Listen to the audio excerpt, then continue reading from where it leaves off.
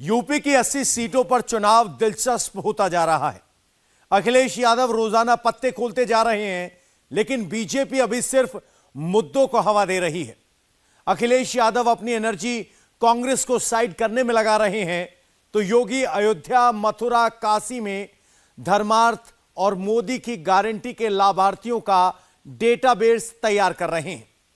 अखिलेश 2024 के चुनाव में पीडीए का जुमला लेकर आए हैं। उनके पास स्वामी प्रसाद मौर्य जैसे रत्न हैं, जो हिंदू वोटर को लगातार उकसा रहे हैं। मोदी ने रामलला की प्राण प्रतिष्ठा के लिए अनुष्ठान किया, तो योगी ने 7 घंटे के अंदर ज्ञानवापी में शिव को प्रकट करा दिया। क्या यूपी की 80 सीटों का चुनाव 80-20 वाले फॉर्मूले की तरफ जा रहा है? अखिलेश के पीडीए में पी कितना है, डी कितना है और ए कितना है? योगी की सख्त छवि और मोदी की गारंटी का काउंटर क्या अखिलेश को मिल गया है? क्या अखिलेश में मुस्लिम मेजॉरिटी वाली सीटों पर कोई खेला कर सकते हैं? एक एक सीट के हिसाब आपको यूपी की पॉलिटिकल रिपोर्ट को समझने में मदद करेगा। देखिए। MYM, M मोदी का चेहरा, मोदी का काम, मोदी की गारंटी। Y मतलब योगी का कर्म, योगी का धर्म, योगी का भरोसा। दूसरे M का मतलब मंदिर। अयोध्या का हॉट स्पॉट तैयार हो चुका है। एक हॉट स्पॉट काशी में एक्टिव है, दूसरा मथुरा में एक्टिव होने वाला है। बीजेपी का दावा है कि MYM वो फॉर्मूला है जो यूपी की 80 सीट की शुद्ध गारंटी है।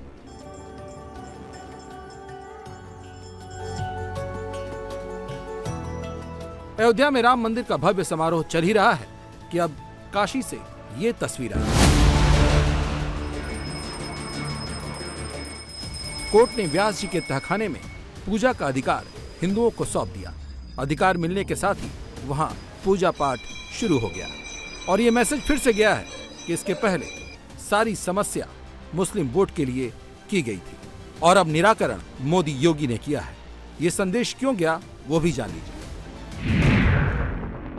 31 साल पहले बिना किसी अदालती आदेश के व्यास जी के तहखाने में पूजा पाठ बंद करा दी गई थी। तब यूपी के मुख्यमंत्री मुलायम सिंह यादव थे। 31 साल बाद अदालत के आदेश पर पूजा पाठ शुरू हुई है। अब यूपी की गद्दी पर योगी महाराज बैठे हैं और केंद्र में नरेंद्र मोदी।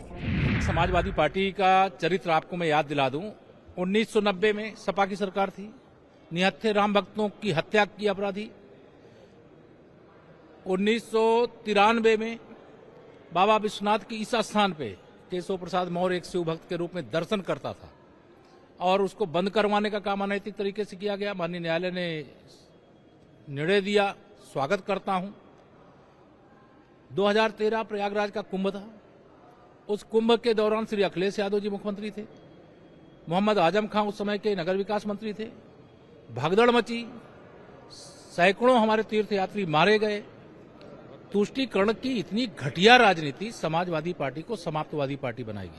देखिए, न्यायालय ने जो फैसला दिया, जो आदेश हुआ, उसी समय उनको समझ जाना चाहिए। 1 हफ्ते का समय दिया तो 1 हफ्ते के अंदर ही ना होना था, चाहे वो पहले दिन हो चाहे 7वें दिन हो। ये आरोप निराधार है, उस आरोप का कोई मतलब नहीं है। कोर्ट के आदेश को हम और आप सब लोग मानते हैं और सबको मानना चाहिए। हिंदू पक्ष की बड़ी जीत है। क्या मानते हैं कि पूर्वांचल की 2 दर्जन से ज्यादा सीटों का भी ज्ञानव्यापी और इस पूरे प्रकरण का बड़ा असर पड़ने वाला है? देखिए, लड़ाई कहीं है ये नहीं है।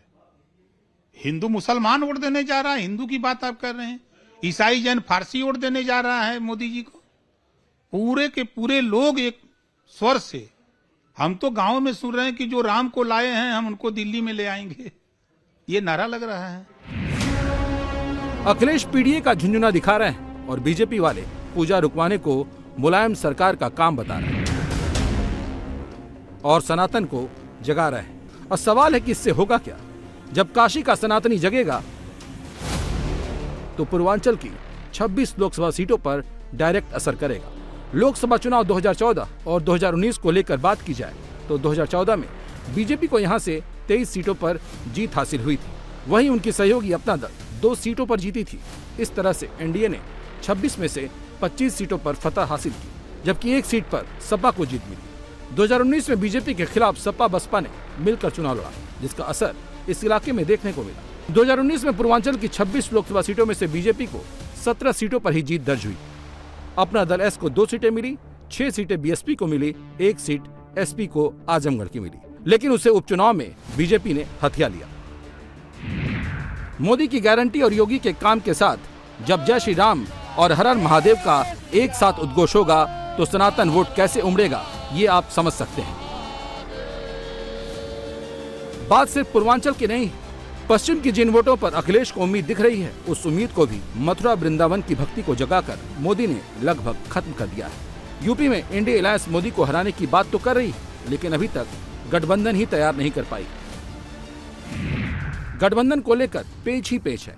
अखिलेश अगुवा बने हैं, कांग्रेस को 11 सीट दे दी, आरएलडी को 7 दे दी। कांग्रेस कह रही है न बात हुई न मीटिंग हुई, कौन सी सीट दे दी, कैसी सीट दे दी, हमें तो 2009 के हिसाब से सीट चाहिए। उधर आरएलडी भी कह रही है 7 से नहीं बनेगी बात, 2 और सीट पर होगी बात। अखिलेश सीट शेयरिंग सेट नहीं कर रहे हैं, बस पीडीए कर रहे हैं। 2022 का चुनाव जनता ने समाजवादियों को जिताया था, लेकिन बेईमानी करके परिणाम उन्होंने अपने पक्ष में कर लिया। इसलिए हमारा आपके माध्यम से जनता से अपील है कि लोकतंत्र बचाने का चुनाव 2024 का है। बाबा साहब भीमराव अम्बेडकर जी ने जो संविधान दिया, संविधान बचाने का चुनाव है। अपना और आने वाली पीढ़ी के भविष्य को बचाने का चुनाव है, और जो अधिकारों को छीनने का काम हो रहा है।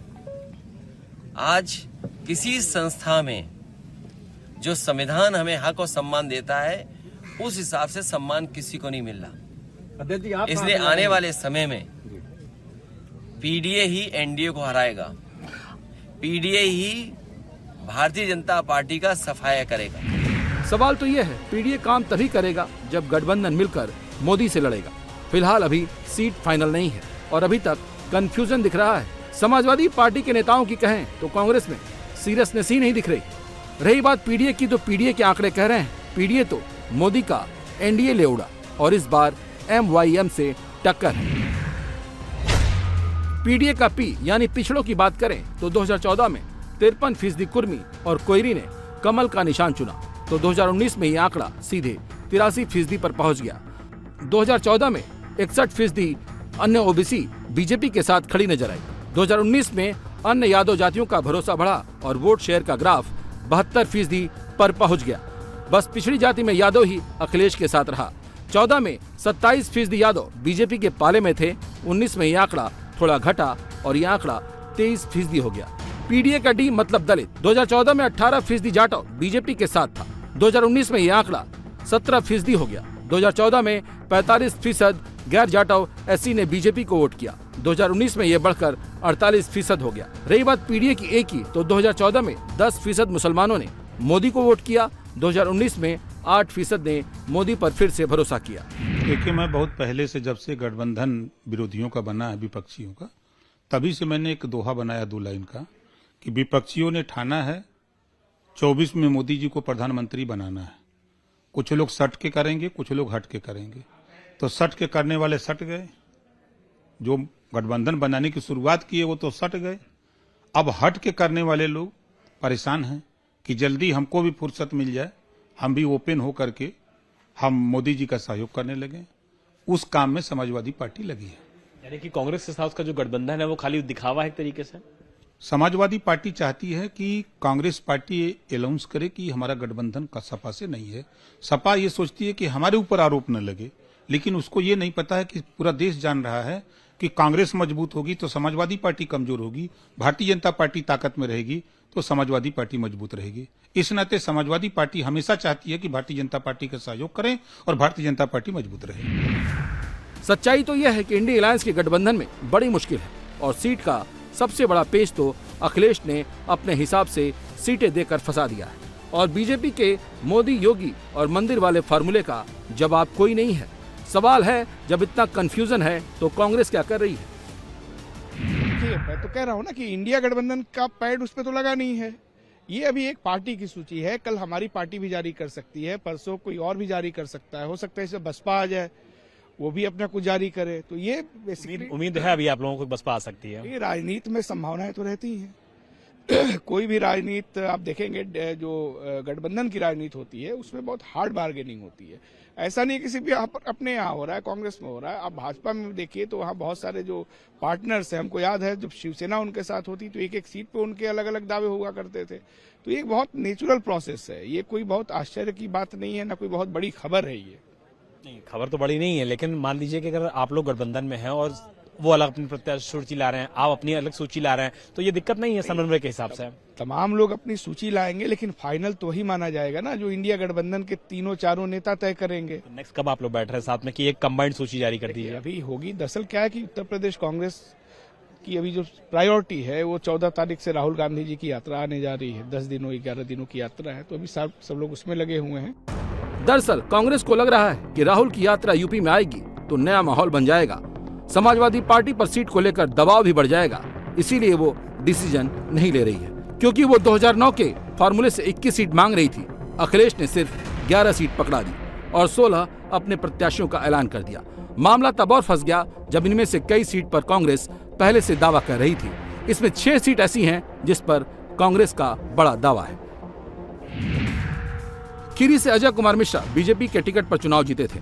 उन्होंने सपा के पूर्वी वर्मा को चुनाव हराया था और कांग्रेस यहां 2009 में जीती थी, जब जफर अली नकवी सांसद बने थे। धौरहरा लोकसभा सीट 2019 में बीजेपी के खाते में गई थी। वहां से भाजपा प्रत्याशी रेखा वर्मा ने बसपा के अरशद सिद्दीकी को चुनाव हराया था। 2009 में यहां से कांग्रेस से जितिन प्रसाद जीते थे। फैजाबाद 2019 में यहां से बीजेपी के लल्लू सिंह चुनाव जीते थे। उन्होंने सपा के आनंद सेन को हराया था। इस बार अवधेश प्रसाद को सपा ने टिकट दिया है। 2009 में इस सीट से कांग्रेस प्रत्याशी निर्मल खत्री जीते थे। फर्रुखाबाद 2019 में मनोज अग्रवाल बसपा से चुनाव लड़े थे, लेकिन उनको बीजेपी के मुकेश राजपूत से हार का सामना करना पड़ा। 2024 में इस सीट से सपा के टिकट पर डॉक्टर नवल किशोर शाह के उम्मीदवार होंगे। 2009 में यहां से कांग्रेस के वरिष्ठ नेता सलमान खुर्शीद जीते थे। लखनऊ सीट पर बीजेपी का दबदबा देखने को मिलता है। 2019 में यहां से राजनाथ सिंह सांसद बने। उन्होंने सपा की पूनम सिन्हा को पटखनी दी थी। इस बार इस सीट पर सपा ने रविदास मेहरोत्रा को टिकट दिया है। कांग्रेस यहां आखिरी बार 1984 में जीती थी, जब शीला कौल सांसद बनी थी। संभल सीट पर 2019 में सपा के टिकट पर शफीकुर रहमान बर्क चुनाव लड़े थे। उन्होंने बीजेपी के परमेश्वर लाल सैनी को शिकस्त दी थी। सर क्या seat sharing, sir seat sharing पे क्या हो रहा है सपा और कांग्रेस के बीच में? Very positive and it is almost done. तो सर अनाउंसमेंट कब होगा इसका? अनाउंसमेंट तो शुभ मुहूर्त पर करें। और शुभ मुहूर्त कब आएगा और कितनी सीटों पर सपा लड़ेगी, कितनी सीटों पर कांग्रेस लड़ेगी सर? तो जब अनाउंसमेंट हो तब देखना। सर ऐसा कहा जा रहा है 18 सीटें कांग्रेस मांग रही है। कल्पना मत करो कुछ भी, छोड़ा। सर वो 11 जो अनाउंस की थी उससे तो आगे बढ़ेगा आंकड़ा। पूर्वांचल पश्चिम हर तरफ कांग्रेस को सीट चाहिए। उधर आरएलडी को लग रहा है कि पश्चिम में उसका दबदबा है, उसको 2 सीट कम मिली है। कहानी यह है कि इंडिया अलायंस में यूपी को लेकर कोई बात नहीं बनी है। अब ऐसे में अगर मोदी की गारंटी, योगी का काम, मंदिर का नाम बीजेपी लेकर आएगी तो इंडिया अलायंस कहां तक टिक पाएगी?